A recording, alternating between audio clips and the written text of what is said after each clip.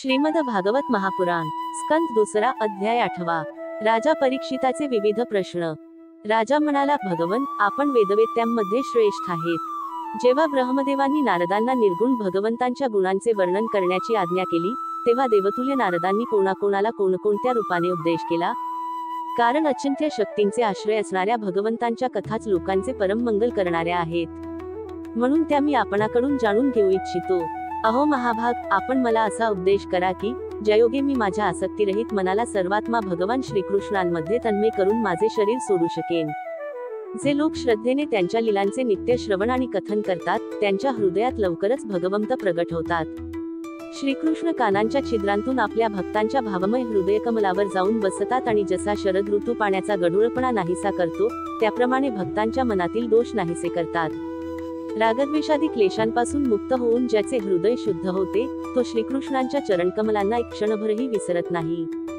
ज्याप्रमाणे प्रवासाचा क्षीण झालेला वाटसरू आपले घर सोडित नाही. भगवन, जीवाचा पंचमहाभूतांशी संबंध नसताना त्याचे शरीर पंचमहाभूतांपासूनच बनते. हे आपोआप होते की अन्य काही कारणामुळे? आपण या गोष्टीचे मर्म जाणत आहात. आपण सांगितलेत की भगवंतांच्या नाभीतून जे कमळ प्रगट झाले, त्यातून सृष्टीची रचना झाली. हा जीव आपल्या मर्यादित अवयवांनी जसा परिच्छिन्न आहे, तसेच आपण परमात्म्याचे सुद्धा मर्यादित अवयवांनी परिच्छिन्न नसल्याप्रमाणे वर्णन केले. हे कसे? ज्यांच्या कृपेने सर्वभूतमय ब्रह्मदेव सृष्टी निर्माण करतात, ज्यांच्या नाभिकमलापासून उत्पन्न होऊनही ज्यांच्या कृपेने ते त्यांच्या रूपाचे दर्शन करू शकले होते, ते भगवंत सृष्टीची स्थिती, उत्पत्ती आणि प्रलयाला कारण आहेत. सर्वांतर्यामी आणि मायेचे स्वामी परमपुरुष परमात्मा आपल्या मायेचा त्याग करून कोठे व कोणत्या रूपात शयन करतात?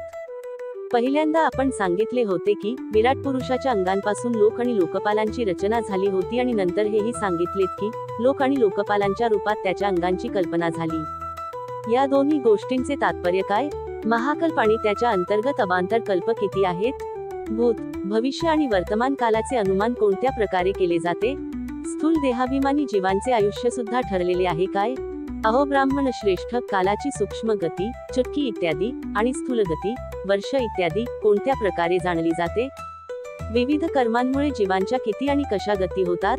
देव, मनुष्य इत्यादी योनी, सत्व, रज, तम या 3 गुणांच्या कालस्वरूपच प्राप्त होतात. त्या इच्छिणाऱ्या जीवांपैकी कोणत्या योनी प्राप्त करून घेण्यासाठी कोणकोणत्या प्रकारची कर्मे करतात? पृथ्वी, पाताळ, दिशा, आकाश, ग्रह, नक्षत्र, पर्वत, नदी, समुद्र, द्वीप आणि त्यात राहणाऱ्या जीवांची उत्पत्ती कशी होते? ब्रह्मांडाचे आतील आणि बाहेरील दोन्ही प्रकारची परिमाणे सांगा. त्याचबरोबर महापुरुषांची चरित्रे, वर्णाश्रमांचे भेद आणि त्यांच्या धर्मांचे निरूपण करा. युगांचे भेद, त्यांची परिमाणे, त्यांचे वेगवेगळे धर्म, तसेच भगवंतांच्या विभिन्न अवतारांची परम आश्चर्यमय चरित्रे सुद्धा सांगा. मनुष्यांचे साधारण आणि विशेष धर्म कोणते आहेत? भिन्न भिन्न व्यवसाय करणाऱ्या लोकांचे, राजर्षींचे आणि संकटात सापडलेल्या लोकांचेही धर्म सांगा. तत्वांची संख्या किती आहे? त्यांचे स्वरूप आणि लक्षण कोणते? भगवंतांची आराधना आणि अध्यात्मयोगाचा विधी कोणता आहे? योगेश्वरांना कोणते ऐश्वर्य प्राप्त होते आणि अंती त्यांना कोणती गती मिळते? योग्यांचे लिंगशरीर कोणत्या प्रकारे भंग होते? वेद, उपवेद, धर्मशास्त्र, इतिहास आणि पुराणांचे स्वरूप आणि तात्पर्य काय आहे? सर्व प्राण्यांची उत्पत्ती, स्थिती आणि प्रलय कसा होतो? तळी, विहिती खोदणे इत्यादी स्मार्थ, यज्ञयागादी वैदिक तसेच काम्यकर्मांचा आणि धर्म, अर्थ, काम यांच्या साधनांचा विधी काय आहे? प्रलयाच्या वेळी प्रकृतीत लीन झालेल्या जीवांची उत्पत्ती कशी होते?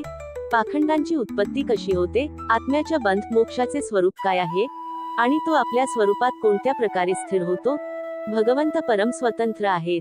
ते आपल्या मायेने कोणत्या प्रकारे क्रीडा करतात आणि तिला सोडून साक्षीभावाने उदासीन कसे राहतात?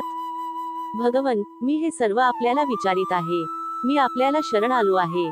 मनामुने आपण कृपा करून क्रमशः या प्रश्नांचे तात्विक निरूपण करावे. या विषयात आपण स्वयंभू ब्रह्मदेवाच्या समान परम प्रमाणभूत आहात. दुसरे लोक पूर्वपरंपरेने ऐकलीच सांगितलेलीच माहिती सांगतात. ब्रह्मन, रागावलेल्या ब्राह्मणाच्या शापाव्यतिरिक्त उपोषणाने माझा प्राण जाऊ शकणार नाही. कारण मी आपल्या मुखकमलातून निघणाऱ्या भगवंतांच्या अमृतमय लीलाकथांचे श्रवण करीत आहे. सूत म्हणाले, जेव्हा राजा परीक्षिताने संतांच्या सभेमध्ये भगवंतांच्या लीलाकथा ऐकण्यासाठी अशा प्रकारे प्रार्थना केली, तेव्हा शुकदेव अतिशय प्रसन्न झाले. त्यांनी त्याला तेच वेदतुल्य श्रीमद भागवत महापुराण सांगितले, जे ब्राह्मकल्पाच्या सुरुवातीला स्वतः भगवंतांनी ब्रह्मदेवाला सांगितले होते. पांडुवंश शिरोमणी परीक्षिताने त्यांना जे जे प्रश्न विचारले होते ते त्या सर्वांचे क्रमशः उत्तर देऊ लागले. स्कंद दुसरा अध्याय 8 समाप्त. हरी ओम तत्सत.